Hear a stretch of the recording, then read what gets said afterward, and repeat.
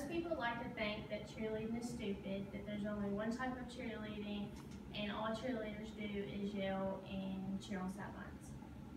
But what people fail to realize is that there are many types of cheerleading and that they all have meaning behind them.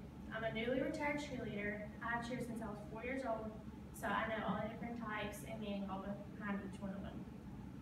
Everyone in their lifetime has either watched cheerleading, talked about cheerleading, or been a cheerleader themselves. Today I will inform you about all the different types, and those will include high school cheer, competitive cheer, and college cheer. First, we will talk about high school cheer. High school schoolers can only participate in this particular part of cheerleading.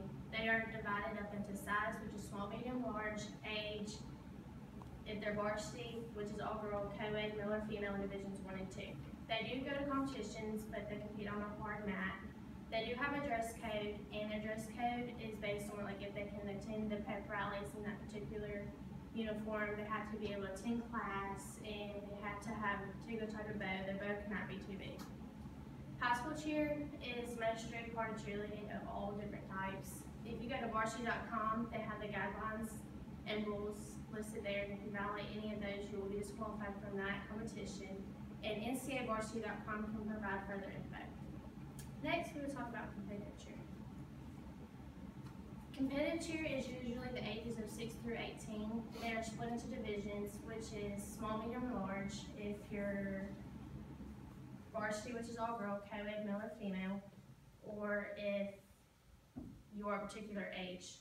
Level 1 is usually ages 6 through 13. You can only do cartwheels, round-offs, back walkovers, front rolls, and furthermore, when you do your stunts, you're only allowed to hold your top rope from your waist and no higher than your shoulders. And you can do running and tumbling, but those can only include round-offs and cartwheels.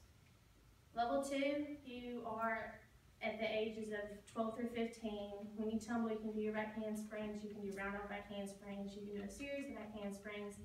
And when you hold your top rail, you're only allowed to hold your top rail here. And you can do one-leg stunts that only are based at the shoulder level. Level 3 are the ages 13 through 18. You are allowed to do back tucks, which is a flip in the air where you hold your legs. You can do that during run and tumbling, which is a round-off a handspring back tuck. You cannot do a standing tuck, which is you just stand there and you flip in the air, but you can do the running round-off tuck. Level 4 is ages of 14 through 18. You can do layouts, you can do round-off back handspring layouts, doing your running tumbling. You can do standing backs, where you do stand there and you flip backwards.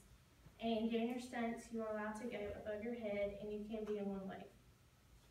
And if you go to YouTube and you type in DeSoto Stars Black Eclipse Level 4, that's a cheerleading squad I cheered on, and our routine has all the different rules and like different things you can do there. Level 5, you can be 16 through 18, and that's a different type of level that you are allowed to twist while doing a flip. And in the air, you are allowed to be above the head when you stunt, and you can be on one leg. And when you're on one leg, you're allowed to twist during that stunt. In your pyramids, you can do back flips, you can hold on, and you can twist while doing a back flip. When we compete on a spring mat, other like high school where you do a hard mat. We do have a dress code, and our dress code does consist of half tops and full tops. It depends on what competition we go to. We have to wear shirts over our uniforms while we're walking around the complex. We are judged on our strength, difficulty, and our tumbling and creativity of the whole routine. USASF.com has all the rules and regulations you can do for competitive cheer. Now I will talk about college cheer.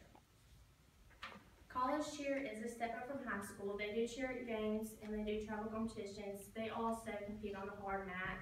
Their limitations are much less than high school. They are allowed to flip and twist in the air. High school cannot. They are allowed to do multiple transitions. Transitions is how many tricks you can do during your stunt. And high school can only do 2. When college, you are allowed to do more than that. College cheer is like level 5 and 6 in competitive. Level 6 in competitive is mostly college cheer. And if you are level 6, you can be any age going above 18. Varsity.com will go into deeper depth of what you're allowed to do in college cheer. And you do have a dress code. You can only wear half tops at competitions or on sidelines, or like if you're meeting the football team or if you're going like out with that team, but if you're cheering at games, basketball games, attending class, you have to wear your full tops. You cannot have a big bow in your hair. So now it is time to close. Today, during this speech, I informed you of the different types of cheerleading. I talked about high school cheer, competitive cheer, and college. I talked about the different rules, regulations, and the difficulty, and how much strength we have to have. I hope this speech has informed you, and if it's still unclear to understand, please visit cheerleading.about.com. That will give you further information on the different types. Thank you for taking the time out of the day for listening. Thank you.